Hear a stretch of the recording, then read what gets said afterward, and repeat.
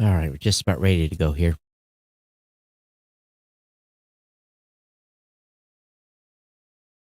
Hey, Brian, how you doing?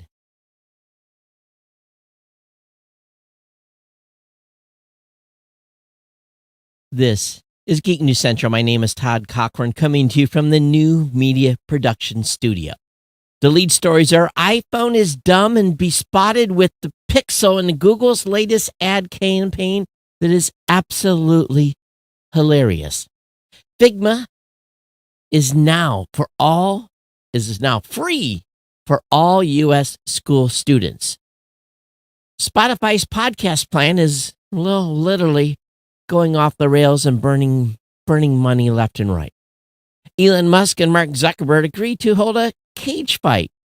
Really? I want to welcome you to episode 1676 of the Geek News Central podcast for Thursday, June 22nd. This show is sponsored in part by GoDaddy.com and listeners just like you. Great deals from GoDaddy can be found at geeknewscentral.com/GoDaddy. You can support this show today by going to geeknewscentral.com/insider by becoming a Geek News Central Insider. All brand new listeners, make sure you get over to geeknewscentral.com, get subscribed to the podcast by following and subscribe via the link on the website. You can sign up for the newsletter. There's a link there as well. Make sure that you check out all of our partner shows, including the New Media Show, the Gadget Presser with Mr. Don Bain, the GNC Week in Review with Kirk Corliss and his co-host Scott. Get over there and check out all the great content that we're creating for you on a daily basis by my great writing team. Of course, you can join our chat room at geeknews.chat or our Discord channel. That's available. I bopped in there a little bit this week myself. And you can contact me via email. That's the easiest way to stay in contact with the show, geeknews@gmail.com, or drop me a tweet at geeknews. Of course, we're on Mastodon at geeknews, at geeknews.chat is the Mastodon address as well. This show, of course, is sponsored and supported by the longest running continuous sponsor of a podcast. That's our good friends at GoDaddy. You can save large by going over to geeknewscentral.com/GoDaddy. And the deals have changed just a itty bitty little bit. All right. So a little bit change. If you haven't been listening and paying attention, please do so. A penny, just a penny for a new or transferredin.com for new customers. A penny. $1.99 a month economy hosting for the first year with a free domain name. That remains. $2.99 a month managed WordPress hosting for the first year, again with a free domain. I've got a saving starts here link as well too. Just grab that if you need to, but we do prefer that you use one of those economy hosting or managed WordPress hosting, or grab that penny.com deal. Of course, don't forget about the free trial of GoDaddy website builder with your choice of personal business and business plus plans. That's a 1 month free trial. But again, those two hosting deals are absolutely incredible. And it's right there on the website. Why you should support this show is because you keep this podcast online and the independent writing team employed. Again, you are supporting a small team of independent content creators by using one of my promo codes.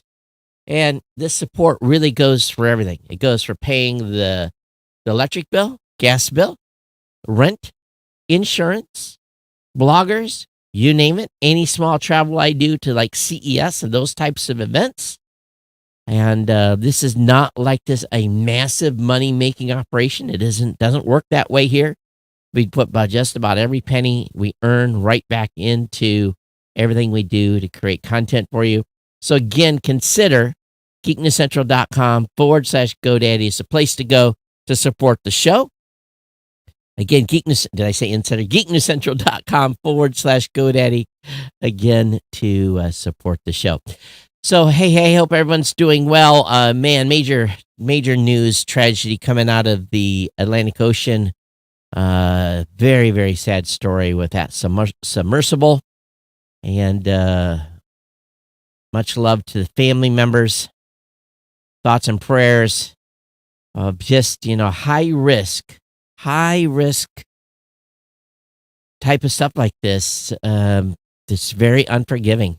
And wow, yeah, very, very sad. As soon as they said it went missing like an hour and 45 minutes into its initial dive, I think everyone knows that on average, these types of submersible events do not usually have a very good outcome. And they did a huge effort of search and rescue, but it took them a long time to get something to the actual floor that could get to 14,400 feet. And but yeah, it's very, very, very sad day for that. And of course, that company now probably will be under heavy scrutiny for everything. So last show, I played with Midjourney, and I'm going to be honest with you. The Midjourney experience, in my opinion, is beyond incredible. I'm just remain utterly blown away by what was capable. And it's just to me the ability, and it's just this ongoing stream of visual art that people are creating on this is just amazing. It really is. And it looks like someone's making some cartoon art, pictures of a young man. We get into other channels. It just goes on and on and on. And you can see the type of stuff that people are doing. And it's just amazing. So I hope you like the album art from the last show. We're going to continue to play with it and see what happens. I hope that you'll, again, $20 a month. This is incredible. It really, really is. And for those of you that have not played with this, Midjourney runs on a Discord channel, and you have to sign up for the service. You get into Discord, and I don't know why they did it the way they did. I wish I had my own room and I didn't have to see this ongoing plethora of stuff, but it's amazing what it comes up with. It's very awesome. But anyway, did you like the album art that I did for the last show? Now I'll try today to get some text in there. I've kind of worked on that a little bit. And you know what I really need is a templating system. Some sort of, does anybody know how to do that? So you get an image and then you just slap a template over the top of it. I really need some GNC, Geek News Central pre-made templates and transparencies. I can just cut and paste right over the top of something that's created. Get with me if you. Again, I'm a nerd. I don't understand. I don't do well with this kind of stuff. But again, back to normal content for schedule wise. It will be here for a full set of shows next week.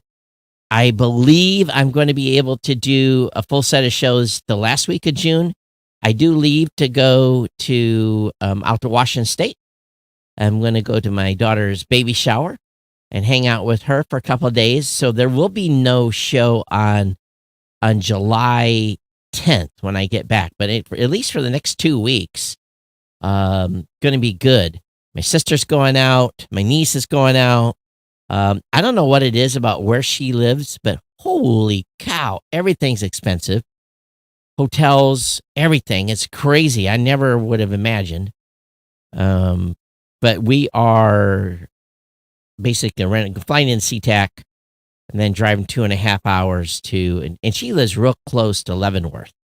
So that gives you kind of an idea. So if anybody lives out in that area that's a fan of the show, let me know, and we'll see about getting connected. So, all right, let's go ahead and get in the stack. Kirk had a pile of stuff that he put together today. But this iPhone is a dumb and besotted with the Pixel and Google's latest ad campaign is hilarious. When you see these videos, it's basically like, okay, give me an example. A Pixel is at the beach with an iPhone, and the Pixel's talking about taking some pictures and doing some movies, and the iPhone's laying flat, and they go, "Oh no!" And basically, the iPhone's almost out of power, and the Pixel lays on top of the iPhone and gives it some mouth-to-mouth resuscitation via power, and then finally you hear the ding ding, you hear the iPhone come back awake and say, "Thank you for saving me," and and it was basically implying it could have died. And it just kind of it is hilarious. Now, this could result in a very fun back and forth. I don't know, but it wasn't like this hardcore slam, slam, slam. The second video is basically, "Hey iPhone, do you see what I've got, what I can do?" And this whole thing is it's just kind of like, I have something real special, a new feature, and the iPhone, the Pixel does a spin and opens up to a double screen and starts playing a game, and the iPhone faints. Well, it actually does a spin and falls down and faints, and it's hilarious. Whoever came up with this campaign, ad of the year, right off the bat, from a tech side, ad of the year, no doubt. But anyway, again, Google's found a way to dunk on Apple with this ad campaign. And it's 5 videos. I've only seen 2 of them so far, but absolutely, it's just sitting here rolling before the show. Figma is a product that we live and die by Figma at my company, Blueberry Podcasting. All of the design work, all of our layouts, everything we're doing for the website is all mocked up in Figma. And we basically get the designs done in Figma, and the copy and everything's in there. Then basically we just provide a link to the dev team and say, "Here you go. Here's production." And this is a tool. Of course, we use Adobe products as well, but everything ends up in Figma for the team. And so Figma's fate, though, is a bit up in the air after Adobe entered an agreement to buy the competitor in 2022 for $20 billion in cash. Of course, regulators across the U.S., UK, and EU are investigating whether the deal violates antitrust policy. So I'm just wondering, with this free access, I wonder if this is just a way to kind of prop up that deal. But Figma reminds me a little bit. Oh my God. Drafting software kind of works in the same type of workspace. Oh my God. AutoCAD. It reminds me of AutoCAD. It's kind of the equivalent. If you ever use AutoCAD, you know how you can have literally hundreds of drawings in a single workspace for AutoCAD. It's the same thing with Figma. You can have multiple screens of content. And but anyway, very, very cool that they're making that free for all U.S. school students. Companies are responding program, and it's K-12 in partnership with Google for Education, and I believe it's for schools that use Google for Education. It's we pay for that software. It's not inexpensive. Spotify, they spend $1 billion on podcasting, and everything so far has just besides Joe Rogan, has turned to a turd ball. And, caused companies like mine just a little bit of pain because of the company Anchor that they acquired, which is now Spotify for creators or some dumb thing. And, but they just spent money like a drunk sailor. And now all this stuff is failing, and they had nothing positive to say about some of their hosts. I mean, it's amazing, but they're trying to go into another phase here. And what it's really going to be is I'm afraid they're going to monetize against all the shows that they brought in, like mine. If you are listening to this show on Spotify, which I don't think many of you do because I see the stats, or if you're listening on Spotify to a non-Spotify show and you hear an ad against a regular podcast, please let me know. I want to hear from you, geeknews@gmail.com. Well, Elon Musk, I don't know if he'd been drinking or what, but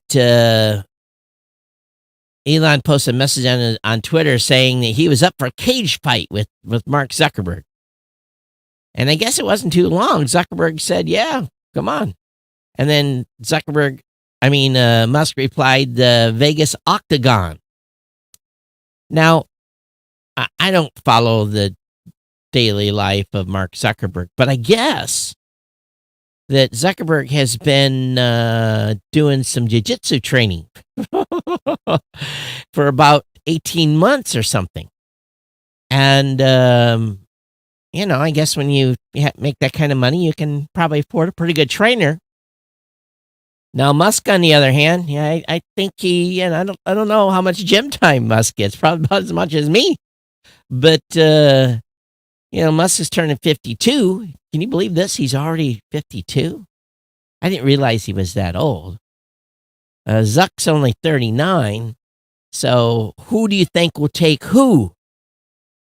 The betting houses are already saying Zuckerberg will have Musk choked out in like 30 seconds. So will they do it for charity? Will they have a little fun? I would definitely probably at least get a bunch of friends around to watch it. I think I know who I would like to see lose. You guys can kind of figure out on your own on that. But what do you think? Because when they show Zuckerberg, they show him kind of all these stock photos, they kind of show him just like this kind of skinny dude. You don't know. I don't think I've seen any recent. If Zuckerberg's doing jiu-jitsu, he may be buffed out just a little bit. One will find out. Okay. Next thing is a little weird. This is over earth.com. And I enter stuff for science, but I hope none of this gets out. A team of scientists has genetically engineered an albino transparent squid in the lab. Now, do you all guys know what squid looks like when it comes out of the ocean? They are not transparent, okay? And why do they want to create a transparent squid? Well, squids are, and I'm going to probably destroy this, they are a cephalopods. And they are pretty fascinating. But I guess they wanted to see how they work. And they did this over several generations. And I guess there's about 300 known species of squid. And the smallest can be less than an inch long. Now, the ones I am used to are like 5 to 6 inches long. They're pretty ugly. And most squids have an ink sac.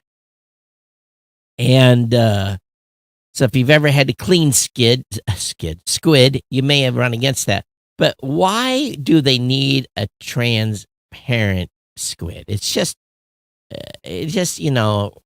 why, really? Moving on to a more techie thing. Google's making it easier for students to access Adobe Express on Chromebooks. The integration will allow schools to pin the program to the Chrome OS shelf. Now, Adobe Express is a free cloud-based design application that provides basic content creation tools for graphics, videos, and the like. Google hopes students and teachers will use the software and incorporate more digital art into their assignments. So, I guess they can just pin this to the Chromebook, and it'll be available for them to be used.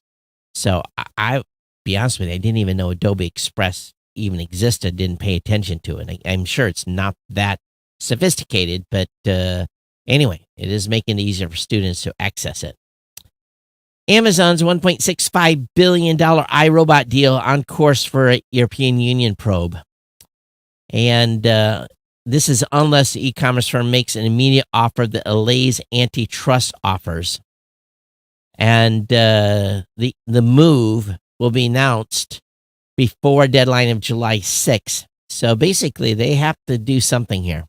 So we'll see what happens with this iRobot deal. My iRobot hasn't moved in about a month. I got to figure out what's going on.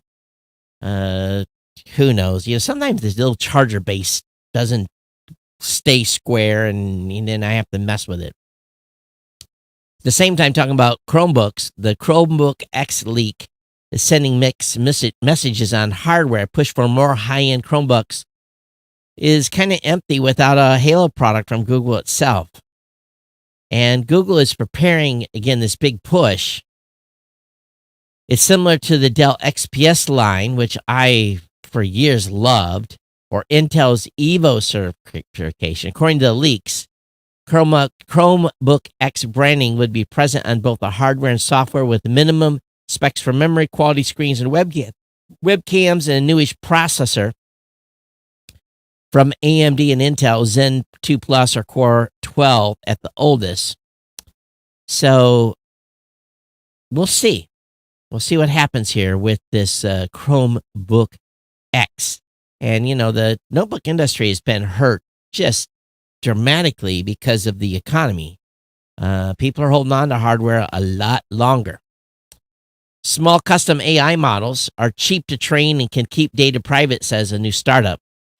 That's the pitch from a venture selling its services business looking to develop new AI products, but don't have the resource to create their own proprietary models from scratch. At the moment, they can access models from a wide range of APIs. The later option, which is running your own, is becoming more favorable. And basically, co-founder of Mosaic ML is leading efforts to develop an AI chip that will be potentially used as well. Mosaic ML recently released a series of open source language models based on the MPT-7B architecture, whatever that means, made up of 7 billion parameters. It has a context window stretching 64,000 tokens, meaning it can process text from hundreds of pages of documents in one go. Unlike most language learning models, such as Meta's Llama model, which can only be used in research projects, the MPT-7B supports commercial applications. So we'll see. This is a whole article about this. And we know that some of these models are just crazy amounts of money. But there's also models that can be run on a laptop. So the hardware needed can be off the shelf. Hi, Fernand. Thanks for checking in, saying hello on the show today. Appreciate it on Facebook. Google, this comes as no surprise. Google has blocked its in-car software rivals, claims a German watchdog. We all know that when Google bundles something, you got to take the bundle. It's just like the phone. When you get a non-Pixel phone, let's say you get a Samsung or any other type of Android device, in order to get Android on there, Google says you shall take this software, and it's use that little package that's in the Google block. It would be Chrome. It's gonna be Maps. It's gonna be Calendar. It's gonna be 6 or 7, maybe 9 programs. And a German market watchdog has said that the Google will not allow third-party makers access to its services. Its mapping rivals are forbidden from using Google's location data, its search function, or Google Street View. The watchdog added that Alphabet's vertical dominance of the mobile software market couldn't mean rivals lose out. And the Google has previously gotten into hot water for bundling with the EU, taking it to task, and they had to pay $4.34 billion a few years ago on its monopoly stuff. So we will see. This group they called the Bundeskartellamt. Oh my God, it's a German company called the FCO, Federal Cartel Office, is making the move under Section 19A GWB, the main function of which is to allow Germany Competition Authority to intervene in sectors where individual companies might have a gatekeeper. And I'm going to tell you, gatekeepers exist all over the place. I've been on a little bit of a rampage within the podcasting space recently, talking about what YouTube is trying to do in bastardizing the name podcast within YouTube, and warning content creators, yeah, you go over there and start a show, and what happens when it gets shut down? You have no recourse. There's no RSS feed that powers your podcasts over there. It's all on their platform. So let's quit calling videos. Now, right now, this podcast is being streamed on YouTube. Right now, at this very moment, technically, this show is a show. But in about an hour after this show is done from being live and I publish it, it will be a podcast. And so I call my channel Geek News Central on YouTube. I don't call it the Geek News Central YouTube, Geek News Central podcast YouTube channel. So I think we have to be careful, because if you're watching stuff from YouTube and it smells like a podcast, is it really a podcast? Can you actually listen to it on another platform besides YouTube? And if you can't, it's just a show on YouTube. So as a listener, I know you don't care. But as a podcaster, I've been trying to educate podcasters recently and getting some pushback. They don't know the value of not having a gatekeeper.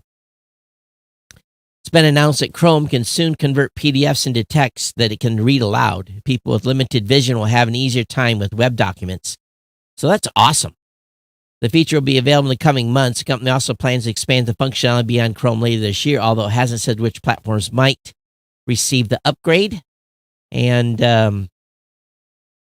so those that have screen readers, this is awesome news.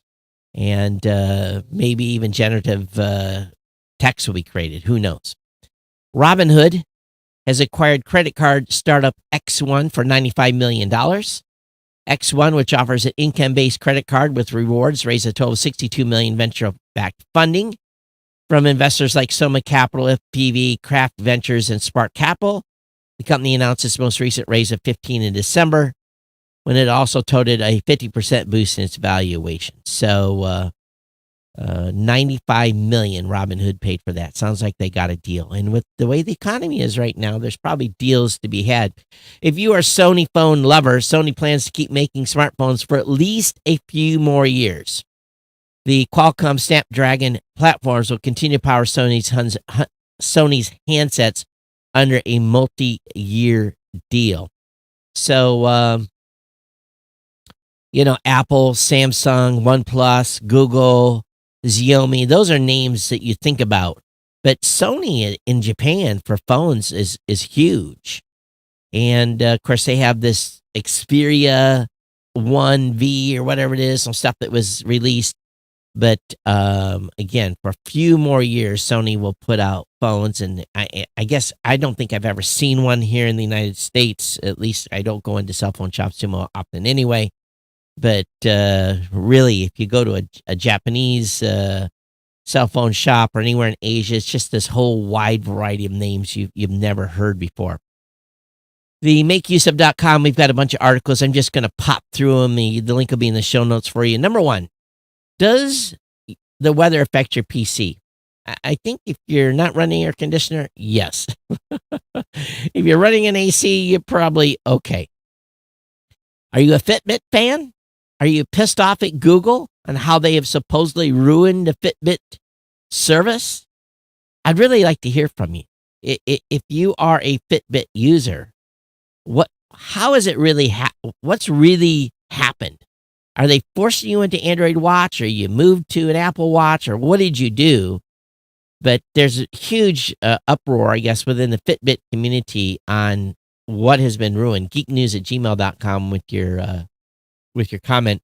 Number 3, 4 ways ChatGPT can help you build a website. No, it's not going to do all the HTML. It's going to give you some ideas. And it talks about that one site that starts with an S. I'm not going to talk about that company because we know GoDaddy is a sponsor here, but you can help it to write copy. You can help it to generate keywords. You can even maybe do a little debugging of stuff when you're having problems with HTML. So link will be up in the show notes on that. So number 4 on the make use of articles, 7 reasons why you should buy a budget electric motorcycle. Now, I kind of have got in my head that I will probably never, ever buy an electric motorcycle. Now, I might buy an electric bicycle, maybe. I don't think I would ever need, where I'm living currently, an electric motorcycle. But some of you might be in the market for this. If you don't need a super bike, electric super bike, you just need something to do transportation around town, 10, 15, 20 miles a day maybe. That would be a good thing because most of these electric bikes have around 60-mile range. Now, apparently, the EV motorcycles have better range than the AKA gas comparisons.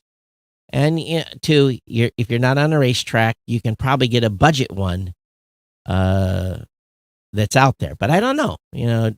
What are you thinking? And those of you that have your Harleys and those of you that have your crotch rockets, that's great. I would be dead. I just have never really had a desire to. I could probably ride it, and I know that how I am, so I would have to, But deer here kill a lot of motorcycle riders because they're bad. Car deer, it's bad enough. Motorcycle deer is a whole different situation. Indeed. Are you looking for another Reddit alternative? Well, we talked a little bit on the last show. Lemmy, Lemmy, or Kbin, Kbin, ZSync, Non.io, FlingUp, Discut, Discuit, are just a few that are out there that are starting to pop up with all the controversy going on at Reddit. I think most of us will probably just stay on Reddit. If you live in the UK, police are warning Android users, be careful. And the equivalent of 911 in the United States is 999 in the UK. And apparently on the Android, if you bump the power button 5 times, it calls 999 by itself, the emergency SOS feature. And it's just, they've had a huge rise in it. 169 silent 999 calls between midnight and 7 p.m. on Sunday alone. Police in Scotland have said the same thing. So they're basically telling people, hey, just be careful, and also trying to get Android to kind of fix this situation. Now, here's the thing I do, and how many of you shut down your laptop or your desktop at the end of the day? You close it out. How many of you do that?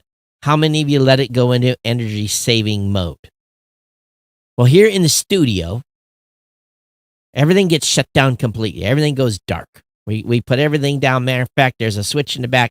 I push the button and we shut the power off, so we're not having no wall wart type of transformers running and stuff like that. So I go to cold iron here in the studio. In my office, I let my iMac go to sleep. And during when I'm here 7 days a week, I never, very rarely ever shut it off. I go away, though. If I go away for a week, I shut my PCs and everything down completely. So what's better? Well, there's been this controversy for years to shut down or not to shut down. That is the question. And my TriCaster down here, I have never let it run 24/7. It comes up for about 5 hours a week. Sometimes I'll leave it on from one day to the next, but usually, because I'm only doing shows on Monday, Wednesday, and Thursday, I will shut down the machine at the end of the night, Monday, after we get done with the show, about 30 minutes after we're done here. I shut down that machine.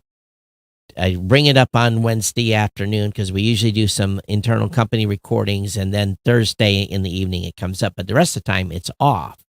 I don't want the machine getting hours because it's a very expensive machine. And if someone could tell me unequivocally that leaving them run is better, I would probably do it. But there's always been this debate, and I've always chose to go cold iron. How about you? Ferdinand says, what OS is Sony using on their device? I think it's Android. So I think that. Michael says, computer-wise, Windows. Oh, I don't know what your reference to was, Michael. The iPhone SE4 allegedly pushed to 2025 due to Apple's custom 5G modems. So we waited for the successor of the iPhone SE4. No, the rival SE4, the successor to the SE3. But rumors coming basically said they're going to have to wait until 2025. That seems like a long time. Renowned analyst Ming-Chi Kuo revealed Apple's custom modems for the iPhone are scheduled for mass production in 2025. This implies that either the iPhone SE4 or iPhone 17 series will be the first iPhone models to feature Apple custom 5G modems, not using the Qualcomm to supply 5G modems, only the 15 and 16. So I don't know. We'll see. We'll see what happens here. But he's been pretty good on his predictions in the past. The oversight board at Meta has criticized Meta for refusing to take down a Brazilian pro-insurrection video. The independent reviewer called for Meta to develop a framework for evaluating its election integrity efforts. Why are people not allowed to protest? I don't understand. Guess this guy in Brazil took office on January 1st, and 2 days later, a user posted a video of a prominent Brazilian general and supporter of the former president telling people to hit the streets and go to the National Congress and the Supreme Court. Portuguese text overlaid the video saying, "Come to Brazil. Let's storm it. Let's besiege the three powers. The three-power plaza sits in Brazilian capital and is home to Congress, Supreme Court, and the presidential office." So I guess they were actually truly asking for insurrection. Are we not allowed to ask for insurrection? I guess in Brazil, I don't know. We have freedom of speech here. You can say a lot of things. Now, we know what happened back in January, right? Or a year ago, January. So, curious, isn't it? FDA approves Owlet's baby monitoring sock 2 years after halting sales. And actually, Owlet had pulled it for a little while and removed a function. But Owlet's Dream Socks added an oxygen level tracking through a software update after its launch. But now they have FDA approval to be able to have this smart sock be available around an infant's foot. And it has a medical grade Pulse OX monitor designed as a wireless sock, and it checks the heart rate and oxygen levels, and that can be transmitted back to the doctor or for the pharmacy side or for the prescription side, and on the normal side it can be used by a parent to watch things. So it's designed for babies from 1 to 18 months old. And any of you parents have used an Owlet sock on a baby yet, or bought one for a loved one? Well, because we're all out and about again, 2022, we got back out. We forgot how to look before we crossed the road. The Highway Safety Association found that 7,508 pedestrians were killed in traffic crashes last year, the highest cause of death since 1981. And the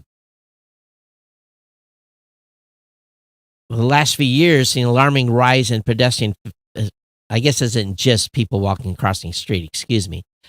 In 2010, 4,302 pedestrians were killed by U.S. traffic. So pedestrians, right? You might have noticed a little higher. So what states are the most dangerous? 26 states, and District Columbia could be an encouraging sign that the deadly trend is slowing. But some states are showing a larger percentage increase year on year. And New Hampshire. Where else? Safest, believe it or not. For foot tracking, New Jersey was the safest. Had the largest decline. And a reduction of 20 pedestrians in California. So, here's where most people are getting killed: Arizona, Virginia, Oregon, Tennessee, Wisconsin, Massachusetts, Kentucky, North Carolina, Georgia, Missouri, Nebraska, Texas, New Hampshire, Utah, Connecticut, Nevada, Delaware, Hawaii. Hawaii's always had high pedestrian deaths. Pennsylvania, and Kansas, Maine. Now, the rest have had declines, with the biggest being New Jersey at minus 27, South Carolina minus 20, California minus 20, Colorado minus 20. Again, this is the spread. But Arizona, Virginia, and Oregon had 120 extra deaths in 2022. So watch out there.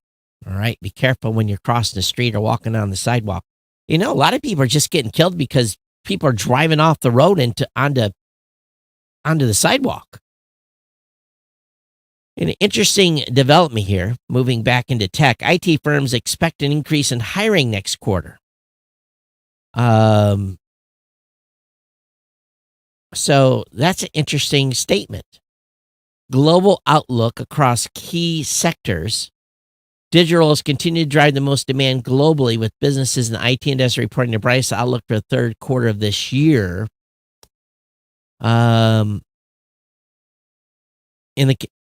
So what was this number here?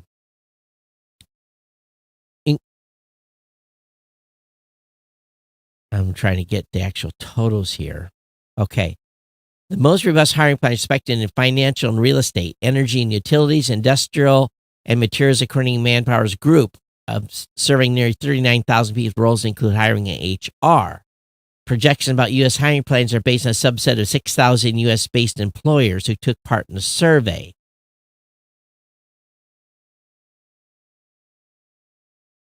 Of those, so this is, in other words, they're going to hire more people. There's a whole bunch of numbers on this thing. New employment outlook. That's what we're looking like. 55%, 40% for information technology, 48% for real estate, 36% increase for energy, 35% for industry and materials, healthcare and life sciences, 28%, transport, logistics, and automotive, 26%. The transport truckers are getting killed right now. Consumer goods and services, 25%. Above none of the, so communication services, plus 10%. So are you hiring? Is your company's hiring? What's going on? A concept EV can monitor drivers' well-being, call for medical assistance. Now, Mercedes-Benz Vision 111 wasn't the only high-tech concept EV shown off this week. Software Republic, a collaborative company consisting of contribution from 6 European entities, unveiled its all-electric H1 ST Vision concept car at Viva Technology 2023 last week. And it looks like a pretty nice little SUV. It looks very slick. But they've got tech in there that watches you and makes sure that you stay awake and you're not having some issue. Falling asleep is probably the biggest thing, right? Wasn't that the thing you'd have to watch out for? Oh. All right, I'm watching the chat here. DuckDuckGo's privacy-focused browser is now available for Windows. The open beta includes features such as Duck Player and email protection. DuckDuckGo, it was a privacy-focused website alternative to Google. But now, DuckDuckGo has a browser. So definitely check that out. Beta available. And a bit of weird news. Researchers have discovered that worms, yes, worms, use electricity to jump. I guess we're all a little bit electric. We all have a charge, even humans. So I guess that shouldn't come as a surprise. YouTube's TV's multi-view streams now include non-sports options, but viewers still have to choose from pre-selected streams. So I don't have YouTube TV anymore. I canceled it. It was too expensive. A little more Elon Musk news. Australia threatens to fine Twitter over online hate. Country's online safety commission swears to become the most complained about platform. Yeah, okay. Can't people have a little thick skin? Just move on. There's a cool graphic. More than 200,000 lightning flashes shown as blue dots occurred throughout the duration of the eruption at Tonga's Hunga volcano on January 15th. New analysis of the eruption's lightning intensity revealed the volcanic storm was the most intense ever recorded and provided new insights into the eruption's progression. Again, the eruption produced 2,600 flashes per minute at peak intensity. That's amazing. The January 15th eruption lasted at least 11 hours, several hours longer than previously known. The plume produced the highest altitude lightning flashes ever measured at 20 to 30 kilometers, 12 to 19 miles above sea level. And just so your record, we really, about the highest an airplane typically goes these days is about 50,000 feet, 48,000 feet. So that gives you an idea. Space.com has an article about earthquakes seem more intense after cosmic rays. Scientists say why this is. Well, the surprising study by a team of Polish researchers analyzed 50 years' worth of data and found that the intensity of global seismic activity correlated with the average variation intensity of secondary particles created by cosmic radiation with a time lag of around 2 weeks. Secondary cosmic radiation produced by the interaction of cosmic rays in Earth's atmospheres, which just the links between the two phenomena may have nothing to do with the intensity of the rising cosmic rays, but rather with their ability to breach Earth defenses. Huh. That's a weird one. So they have a pretty good write-up about this in the show notes. Very, very interesting. All right, this is going to bring me to the end of the show today. I want to thank Kirk for all of his good work. We have been lit live this whole show. Have you guys been taking the jump? Let me go take a look real quick before we go. I do want to thank a few of you that are sending sats. Thanks, Todd. Here are a few geek bucks. Take care and be safe. Bob_NH. And then we got some too from some other folks that were for the new media show. I can't go on that. But those who've been streaming live, I've been kind of watching what you've been doing. And Gene Bean from Castamatic has been streaming at about 40 sats a minute recently. And Weather_Brian from Fountain, 10 sats a minute. So, and Chad from Podverse, 5 sats a minute. And then, of course, we got some boosts and stuff that came in. So if you are not already using one of these newfangled podcast apps, now, here's the thing. I've been asking you guys to try this. And obviously, a few of you tried it and then stopped. And we want you to use one of these apps at podcastapps.com. There's a lot that have added to Podcast Guru, CastPod, JustCast, Podcast Addict, PodFriend, the Carrier Caster. There's a whole bunch of apps here, Castamatic, that have added the ability for you to participate watching the show live, and at the same time, ladies and gentlemen, potentially earning money for your show, being able to do boost, cross-app comments, all kinds of cool stuff are available. I want you to participate. I want you to have a good time with this, all right? So podcastapps.com is the place to go. Grab one of these new modern podcast apps. Get off a legacy app. For those of you who continue to send in your insider donations, thank you so much from the bottom of my heart. You can become an insider at geeknewscentral.com/insider, 2, 5, 10, 15, 20, or $25 a month donation, or your one-time donations are allowed. You can, right on geeknewscentral.com/insider, you can also boost the show. You can send a one-time donation right from within the page at geeknewscentral.com/insider. I've got it right on the webpage. All you got to do is scroll down a little bit, and it's there. The ability is to send a boost is right on that page. You can contribute via Bitcoin/Satoshi using Alby. So all you have to do is go ahead and send me a tip or shouldn't call it a tip. It's a boost. And again, you send 100 sats, that's 3 cents. You send 1,000, that's 30 cents. You send 10,000 sats, that's $3. You send 100,000 sats, that's $30. You send me 1,000,000 sats, that's $2.99. But again, they got the option here to do 10,000, that's 3,000. 25K is $750. So you can send sats right from the website at geeknewscentral.com/insider. The company that you can send the sats from actually will let you set up an account over at getalby.com. Or again, you can use one of these newfangled podcast apps that I've been talking about. We want you to participate in the ecosystem. If nothing else, watch the show live and lit. You can listen or watch, either or. I'm going up to under considerable expense keeping the live video portion going. So please participate. And you're all geeks. You were here. Many of you were here from the beginning. Help us expand all these cool new features. And if you guys start using this stuff and I see it coming into this show, then we're going to start doing some more stuff about it. But you have to participate as a listener of this show. All right, geeknews@gmail.com, geeknews@gmail.com, @geeknews on Twitter, @geeknews@geeknews.chat on Mastodon. It's been my pleasure to bring you the podcast today. I'll be back with you Monday for another edition of the Geek News Central podcast. Thank you so much. Make sure you check out all of our partner shows at geeknewscentral.com. And we will see you back here on Monday. Everyone, thanks for being here. Take care. We'll see you next time. Be safe. Take care of one another. Bye-bye.